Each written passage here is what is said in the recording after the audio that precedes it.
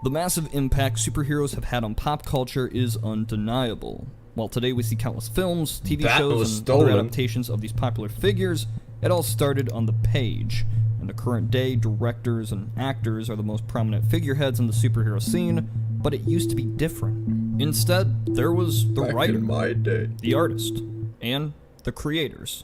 One of, if not the most popular superhero, is the Dark Knight, the Batman, a figure shrouded in mystery acting without recognition. The impact of Batman specifically in culture is momentous. Multiple films spanning generations, a massively popular TV show, and some of the best games in the modern era. So who exactly made Bruce Wayne? Who created this whole Batman world?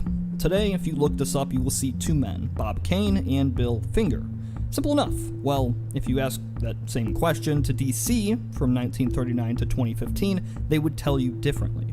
They would say Bob Kane is the sole creator of Batman. I think you see where I'm going with this. Bill Finger is a man of mystery. Go to his Wikipedia page, and you're greeted with a blurry photo of a man in a baseball cap.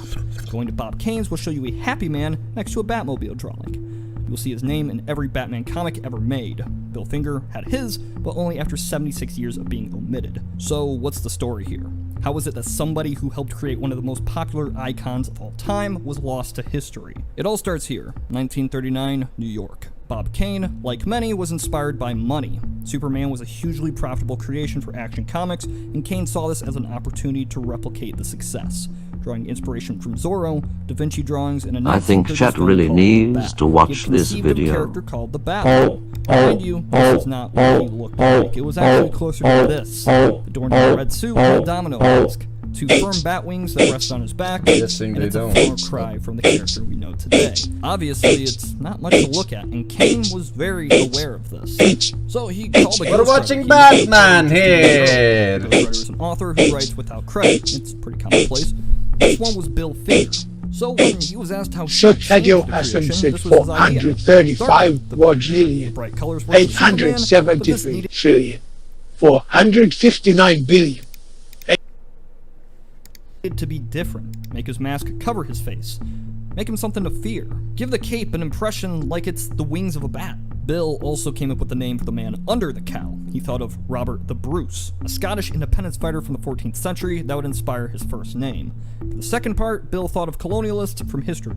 One in particular, General Mad Anthony Wayne, from the early days of the United States. Bob, he wanted a superhero. Bill wanted a detective. Kane would draw, Bill would write. Once the concepts were concrete, it was Kane, and Kane alone, who showed off Batman to publishers. They were impressed by his work and offered him a deal. They would publish Batman comics, and Kane would be credited as the sole creator of the character. Being a Ghost Rider, Bill was not resentful. He was used to going uncredited, but how could he possibly know how impactful his creation would be? Over the years, Batman became massively successful. Kane himself could not maintain the number of publications DC wanted him to have. In this case, other Ghost Riders came on, and Kane moved his attention to other things, like the Batman newspaper strip. This is how it would go on for a while. Kane would hire artists, they'd go uncredited, and Kane would receive the praise. It was a way to make money for both sides, and again, roses are red. Violets are blue, left in the but dust. plug, He wrote for years, but plug, helped create characters but like the plug, Joker, Scarecrow, but the plug, Riddler, the Penguin, anal Two-Face, and beans, Robin, K. and all the while it was Kane and Kane How many alone. times must I say And this? a good chunk of the You money. guys, As the years went can on, I get a Batman bad grew larger and more chest in prominent chat, than ever please? before. By 1966, the character would have a hugely popular TV show, all the while Kane's bank account grew, and Bill still lived in a small New York apartment. He would receive credit as a writer once, but only for a two-part special of the Adam West series. Not much is known about Bill, to be honest. As with many people before the days of social media, it's hard to find too much about his life. He married 2 times, he had a son. He worked as a writer for the rest of his life, still trying to make money to live. By 1974, he was found dead by his friend. Sending game recommendations to For a while, Forsen. he was lost to history, and He will it seemed like surely he would play never receive Clueless. credit for his work. This, of course, would not be the case. Bill's story was known to a select few, and while DC and Bob Kane would deny his involvement, you can't stop such a devoted fanbase from finding out the truth. Comic-Cons and fan groups would discuss the notion that there is a secret co-creator, and Bill wasn't entirely quiet himself. He would tell friends and family, but wasn't interested in the fame and glory. In the end, the biggest break in his reveal would be the man who kept it hidden for so long. In the late 1980s, Bob Kane confessed that Bill was a massive part of Batman's creation.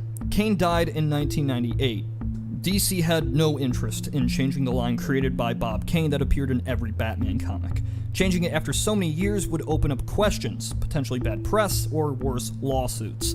Giving Bill credit wasn't seen as worth it. Click it or I am going to dox your address. I know where you lie, Forsen. I see you right now. I live inside the walls. DC would occasionally claim that, yes, Kane and Bill created Batman, but their films like The Dark Knight Rises would go differently. DC would be a little odd about the topic, especially after Bob died. They would give Bill occasional credit and occasional praise, but they wouldn't go as far to put it in a comic book, or a movie, or a TV show. The man who would actually change this was a writer himself, Mark Tyler Nobleman, devoted to uncovering the secret and changing DC's response. After contacting Bill's descendants, he convinced them to push for a change. Obviously, combating policy of DC, and by extension Warner Brothers, is a scary thought. Nobleman released a book on the topic in 2012, titled Bill the Boy Wonder, the secret co-creator of Batman. 3 years later, after countless efforts from Nobleman and Bill's family, DC announced that Finger would finally receive credit on future projects, including the upcoming Batman v Superman. Now, the importance of the story doesn't necessarily just come from the events themselves, but more so how somebody can just be lost to history. Even somebody with a massive contribution to popular culture can be forgotten. The man with the smaller ego is... Alright, we get it. If you liked the video, make sure to leave a like and a comment of what you want to see next.